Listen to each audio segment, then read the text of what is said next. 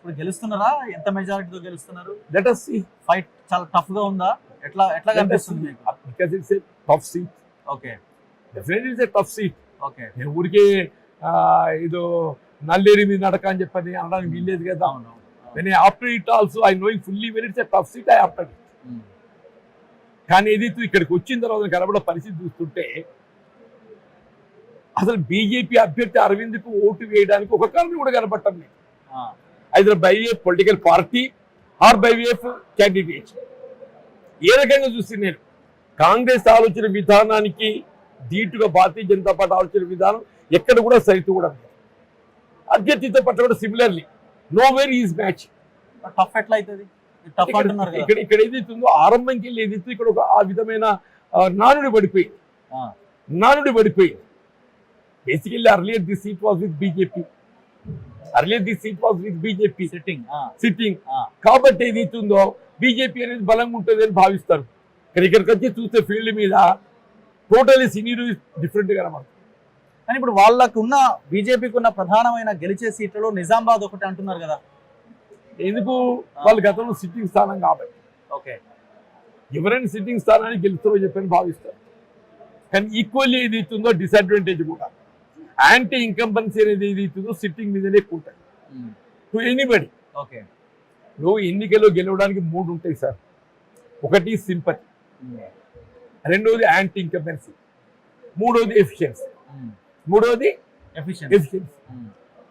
Sympathy always takes first place, anti incumbency takes second place, efficiency takes third place. So ఇప్పుడు anti incumbency కంటే ఎక్కువగా Modi wave, రామాలయము, పసుపు board ఈ అంశాలన్నీ తెర మీదకి తీసుకొచ్చి మోడీకి యాంటీ ఇన్కంబెన్సీ ఉంది. మోడీకి యాంటీ ఇన్కంబెన్సీ ఏ విధంగా కేసీఆర్ యాంటీ ఇన్కంబెన్సీ ఉండేనో మోడీకి యాంటీ ఇన్కంబెన్సీ. ఇప్పుడు 2 సార్లు అధికారానికి వచ్చిందన్న 10 సంవత్సరాలు 2 కోట్ల మంది నిరుద్యోగ యువతకు ఉద్యోగ అవకాశాలు ఇస్తారు. 10 సంవత్సరాలు గడిచింది. బేసిక్ ఏదైతుందో ఈ దేశంలో నిరుద్యోగ యువత ప్రధానం, ఈ దేశ భవిష్యత్తు అని చెప్పంటున్నా. నవభారత నిర్మాణం లోపల ప్రధాన పాత్ర యువకులు. ఆ యువకుల వల్ల వాళ్ళకు ఉపాధి లేక నిరాశ నిస్పృహతో కృంగిపోతుందని చెప్పంటున్నాను. ఆ యువత వల్ల మోడీని ఓడగొట్టడానికి ఏదైతుందో కంకణం కట్టుకుంటాం. ఇలా పెద్ద నోట్ల రద్దు, బిఫోర్ ఇట్ వాట్ ఈ సైడ్ విదేశాల్లో మూలుగుతున్న నల్లధనాన్ని తీసుకొచ్చి ప్రతి పేదవాడి అకౌంట్ లో 15 లక్షలు వేస్తానడే. 2014లో ఆయన ఇచ్చిన స్లోగన్. డిమానిటైజేషన్ తెర మీద పట్టుకొచ్చింది. డిమానిటైజేషన్ ఎవరికి రద్దు చేసింది? మళ్ళీ ఇదే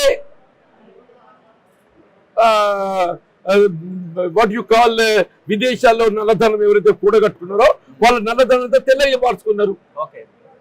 అంటే ఇవాళ మోడీ ఆలోచన విధానం ఎంతవరకు పెట్టుబడిదారులకు ఉపయోగపడుతుంది తప్ప సామాన్య ప్రజానికానికి ఉపయోగపడతలేదు. వాళ్ళు ఇది సింపుల్ థింగ్ అన్నా.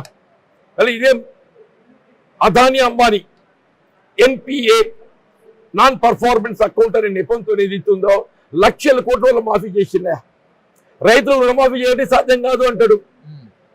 నాన్ పర్ఫార్మెన్స్ అకౌంట్ అని చెప్పని, ఎన్పిఏ అకౌంట్ అని చెప్పని ఇవన్నీ అంశాల బేస్ చేసుకుని ఎలక్షన్ జరుగుతున్నదా?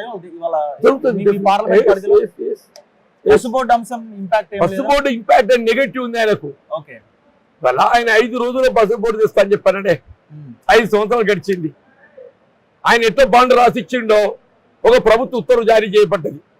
ఆ ప్రభుత్వ ఉత్తర్వు ఎట్టున్నది? Where they are going to locate it, no specification. By what time they are going to establish it, there is no specification.